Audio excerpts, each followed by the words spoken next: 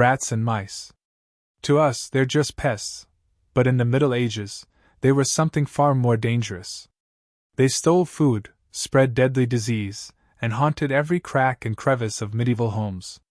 For peasants struggling to survive harsh winters and deadly plagues, fighting these invaders wasn't a choice. It was a matter of life and death. So how did they do it? From clever traps to unlikely animal heroes and even bizarre superstitions, medieval people turned desperation into innovation. Get ready to step back in time and discover 10 surprisingly smart ways peasants got rid of rats and mice. Before we dive into this fascinating journey through history, make sure to hit the like button, subscribe for more incredible stories, and let us know in the comments, which method do you find the most clever or shocking? Now let's begin. In the heart of medieval Europe, where the scent of hearth smoke mingled with the earthy aroma of tilled soil, peasants toiled from dawn to dusk. Their lives were woven into the rhythms of the land, dictated by the seasons and the whims of nature.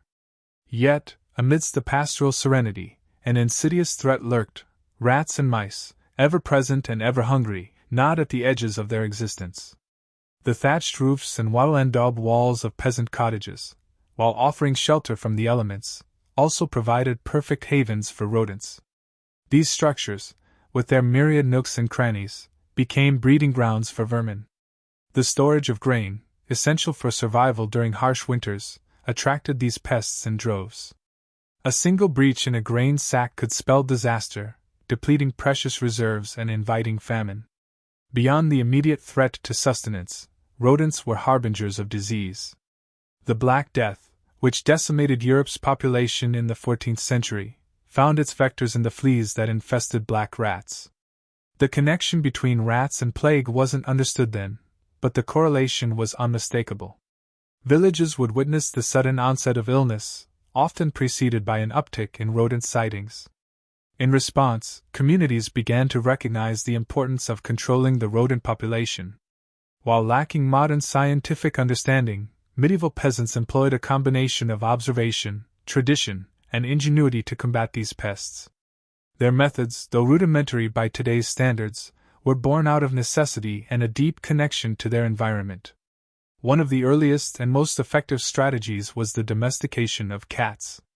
These feline companions, revered in some cultures and reviled in others, proved invaluable in controlling rodent populations. Cats were natural hunters, and their presence in a household deterred mice and rats from taking up residence. Over time, cats became cherished members of many peasant families, both for their utility and companionship. In addition to cats, peasants utilized various traps and deterrents.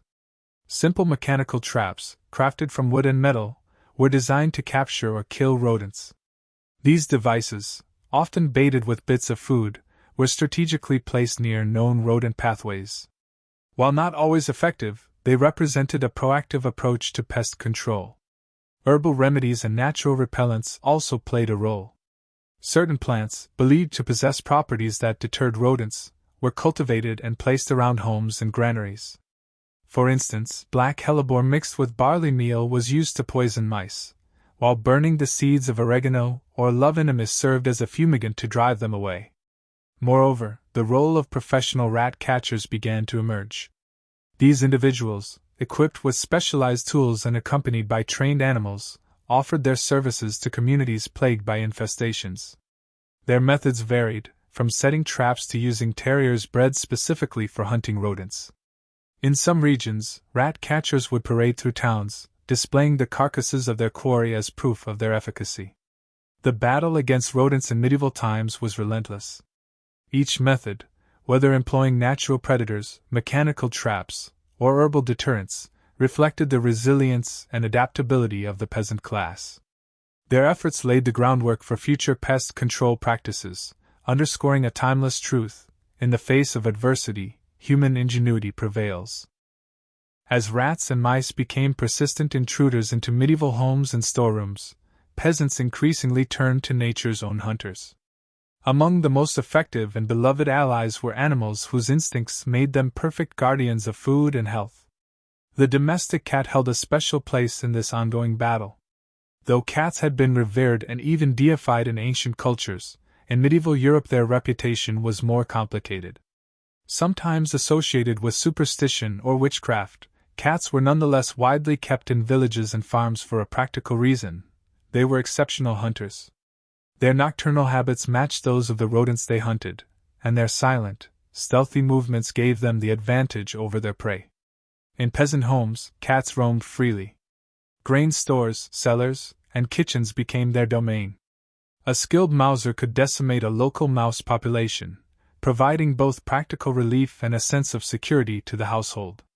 Some manors and monasteries even recorded payments, or allowances for keeping cats, acknowledging their importance. However, cats were not the only animals enlisted in this struggle. Small, wiry dogs, especially terriers, were bred and trained for their speed, courage, and determination. Unlike cats, which hunted quietly and individually, terriers were often deployed in more aggressive, targeted hunts. A farmer might release a terrier into a grain storage area or barn and let it chase down and kill rodents. Some records even describe coordinated rat hunts in villages, where dogs played a central role. In certain parts of medieval Europe, ferrets also became useful allies. Originally domesticated for hunting rabbits, ferrets proved adept at chasing rodents from tight spaces. Agile and slender, they could pursue mice and rats into burrows and gaps in walls where cats and dogs could not reach. Ferreting, using ferrets to drive animals into nets or traps, was practiced primarily by wealthier landowners and professionals, but knowledge of ferrets' usefulness spread to peasants as well. Beyond animals, the community took collective action to protect shared grain stores. In medieval villages, granaries were often elevated on stilts or stone foundations to make it harder for rodents to enter. Sometimes the support posts were fitted with rat guards, metal or ceramic discs that prevented rats from climbing up. These physical defenses became essential as rats became adept at navigating through settlements. The peasants' relationship with their animal protectors was practical, yet affectionate. Stories and folk traditions emerged celebrating the cleverness of barn cats or the tenacity of terriers. Though often overlooked in grand histories, these animals were essential members of the medieval household, their presence woven into the daily rhythms of peasant life. Still, animals could not solve everything. As infestations continued and rodents adapted to their predators, peasants combined natural methods with human cunning. Next came a variety of traps and handcrafted tools designed to target rodents directly, a testament to medieval craftsmanship and determination. Despite the hardship and lack of modern knowledge, medieval peasants developed a sophisticated and layered approach. They relied on predators for ongoing control but understood the need for additional measures. In this delicate balance between man, beast, and pest, survival depended on cooperation and creativity. While animals played a crucial role in keeping rodent numbers down, medieval peasants were not content to rely on nature alone. Where clever cats, tenacious terriers, and darting ferrets fell short, human ingenuity stepped in. Across Europe, peasants developed simple yet effective traps and mechanical devices designed to capture or kill rodents with minimal effort. One of the oldest and most widespread methods was the pit trap. Simple in design, peasants would dig shallow pits near known rodent pathways and bait them with food scraps or grain. When rats and mice approached and fell in, the steep, smooth sides made escape nearly impossible. These traps were particularly useful in barns and storage areas, where rats often traveled the same routes each night. Another popular method involved deadfall traps, which were small and easy to make using available materials. A heavy object, typically a flat stone or weighted plank, would be rigged above bait. When the rodent disturbed the bait, the support stick was dislodged, causing the heavy object to fall and crush the animal instantly. Though rudimentary, deadfall traps could be surprisingly effective when set in large numbers. More advanced were spring traps, predecessors to the modern mousetrap. Crafted by skilled village carpenters or tinkers, these devices used tensioned wood or metal to snap shut when triggered. Though rarer and more difficult to construct, they represented a leap forward in mechanical pest control. Their sudden and violent action made them lethal to smaller rodents, ensuring fewer pests survived to learn from failed attempts. In addition to lethal traps, barrel or jar traps were used to capture rodents alive. Peasants would fill the bottom of a tall jar or barrel with bait and line the walls with slippery substances such as grease or ash. Mice and rats, attracted to the bait, would fall in and find themselves unable to climb back out. These traps served a dual purpose. They kept food stores safe and allowed for easy disposal, or even the sale of live rodents to rat catchers or wealthier landowners as proof of effective pest control. Though effective on their own, traps were often enhanced by natural repellents and deterrents. Certain plants were believed to ward off rodents or make an area undesirable to them. Dried mint, elder leaves, and tansy were scattered in granaries and homes, their strong smells thought to repel rats and mice. While modern science may cast doubt on their efficacy, in an age without chemical pesticides, such methods gave peasants a sense of control over their homes. In harsher times, particularly during plague outbreaks or famine, peasants even turned to poisonous concoctions. Medieval texts occasionally reference the use of dangerous substances like arsenic, powdered glass, or hellebore mixed with flour to create lethal baits. Though hazardous to humans and animals alike, these poisons were viewed as a desperate, last resort measure when all else failed.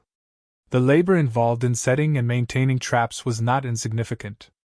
Peasant families often worked together in the evenings, inspecting traps, resetting mechanisms, and safely disposing of caught rodents.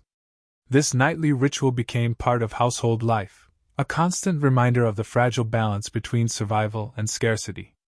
Ultimately, these tools reflected the medieval peasant's mindset: resourceful, patient, and always seeking to make the most of limited means. In a world where every grain mattered, losing even a small portion of the harvest to rodents could tip the scales toward starvation. Traps, then, were not merely devices, they were lifelines. As clever as medieval peasants were with traps and natural predators, not every rodent could be caught or killed so easily. Rats and mice were persistent, adaptable, and clever in their own right. This forced peasants to get creative, and sometimes even a little superstitious, in their ongoing struggle.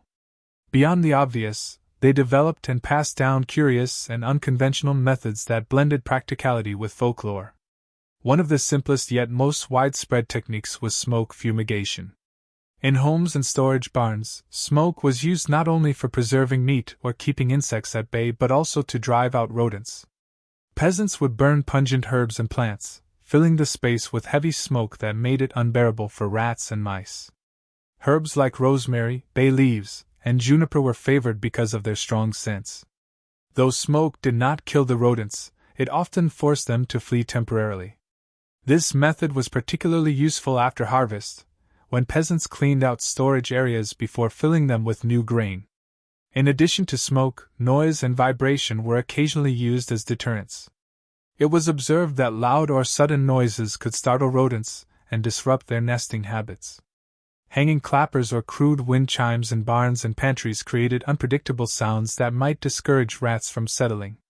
Some peasants even trained their children to clap or stomp periodically when working near food stores. Though not foolproof, constant disturbance could make an area less attractive to pests seeking quiet, undisturbed places. Medieval peasants also believed in the power of natural enemies beyond the visible realm. Superstition intertwined with pest control, and charms or talismans were often hung in homes. These ranged from carved symbols meant to ward off evil spirits, which peasants sometimes linked to rodent infestations, to dried animal parts believed to have protective powers. While modern science offers no support for such practices, they provided comfort and a psychological sense of control during difficult times. More grounded in biology were barrier methods aimed at preventing rodents from entering homes and storerooms. Though peasant homes were often simple, some effort was made to seal cracks and holes. Mud, straw, and stone were stuffed into gaps, especially in granaries. Barn doors were fitted tightly, and grain bins were raised above ground level. In wealthier or more organized communities, entire storehouses were constructed with rat-resistant foundations, often stone or brick, in an effort to keep pests out from the start. Another curious but surprisingly practical solution involved mixing ash or lime into floors and around the perimeter of homes. Rats and mice disliked traveling through these abrasive substances, which could irritate their sensitive paws. Peasants also scattered ashes around food stores or poured them into burrows and holes. While not a guaranteed solution, these tactics formed another layer of defense in a peasant's multi-pronged approach. Finally, in desperate cases, communities relied on collective hunts and organized cleanups. Entire villages would coordinate rodent drives, flushing rats and mice from barns, fields, and homes. Using sticks, dogs, and even fire, they attempted to clear infestations en masse. These events, though chaotic, reinforced the communal nature of survival in medieval villages, where every household was affected by the success or failure of pest control efforts. In these varied and often experimental methods, the medieval peasant revealed much about their relationship with nature. They were neither helpless nor resigned. Instead, they adapted, borrowing wisdom from observation, tradition, and even superstition to meet the rodent threat head-on. Their lives demanded resilience, and in their battle against rats and mice, they combined creativity, community, and sheer determination to protect what little they had. Though peasant households employed numerous homemade tactics, not every infestation could be tamed through traps, animals, and herbal deterrents alone. Especially during times of heavy infestations, when grain stores were ravaged, diseases loomed, and rats overran entire villages, communities began to turn to a special figure, the rat catcher. By the late Middle Ages, the rat catcher had become a recognized, if often reviled, profession in many parts of Europe. Seen as a dirty and sometimes dangerous trade, it was nonetheless vital. Rat catchers offered their skills to towns and villages in exchange for coin, food, or housing. Their methods were varied and often brutal, reflecting the desperation of the communities they served. Armed with tools such as nets, clubs, and specially trained dogs or ferrets, rat catchers knew how to target rodents in large numbers. Some employed smoke bombs or sulfur fires to drive rats from their hiding places, forcing them into traps or into the open where they could be killed. Others carried cages of captured rats to lure out and catch more, exploiting the social behavior of these animals. One infamous technique involved spreading poison bait in hard-to-reach areas like thatched roofs or beneath floorboards. While effective, this method came with grave risks. Cats, dogs, and even children sometimes fell victim to careless poisoning efforts, leading to distrust between rat catchers and local populations. Still, when rodents threatened entire harvests or spread disease, few alternatives remained. Interestingly, some rat catchers doubled as showmen and entertainers. To advertise their success and gain favor in towns, they would parade their kills through the streets, sometimes hanging dead rats from sticks or belts. These gruesome displays served a purpose. They demonstrated that the rat catcher was effective and worth hiring again. In a world where results mattered above all else, few arguments were as convincing as proof hanging at a man's side. In addition to professional help, laws and community regulations slowly began to address the rodent problem as well. In larger towns, authorities imposed penalties on households that allowed waste to accumulate, knowing that filth attracted vermin. Some villages established communal granaries that were carefully constructed and maintained, reducing individual households' vulnerability to infestations. In monasteries and castles, granary guardians were appointed to oversee food storage and enforce cleanliness, early precursors to modern pest control practices. Over time, many of the techniques used by peasants, from using cats and terriers to crafting traps and applying natural repellents, evolved and improved. By the end of the medieval period, these practices had spread across social classes and regions, forming the foundation of early European pest control. What makes the story of medieval rodent control remarkable is not just the methods themselves, but the mindset they reveal. Faced with relentless and often overwhelming challenges, medieval peasants responded not with surrender, but with creativity and communal effort. Every trap set, every cat kept, and every ash line drawn across a threshold spoke of a people unwilling to be defeated by nature's smallest enemies. Today, we might view these methods as primitive, but they were born from necessity and keen observation. Without them, survival would have been far more difficult in an age when every grain of wheat was precious, and disease lay hidden in the darkness between the rafters. In the end, the story of how medieval peasants fought rats and mice is not just about vermin, it is a testament to human resilience. Their daily victories against these tiny invaders reflect a broader truth about life in the Middle Ages: that survival depended on working with nature, trusting tradition, and never underestimating the power of simple solutions to solve even the most persistent problems. Rats and mice may seem small, but in medieval times, they posed enormous challenges. Through animals, traps, herbal tricks, and even superstitions, peasants fought tirelessly to protect what little they had. Their battle against rodents wasn't just about keeping homes clean, it was about survival, resilience, and human ingenuity in its purest form. If you enjoyed this story and want to explore more hidden tales from history, don't forget to like this video, subscribe to the channel, and turn on notifications so you never miss our next adventure. Which method surprised you the most? Share your thoughts below, we love hearing from you. Thanks for watching, and until next time, stay curious.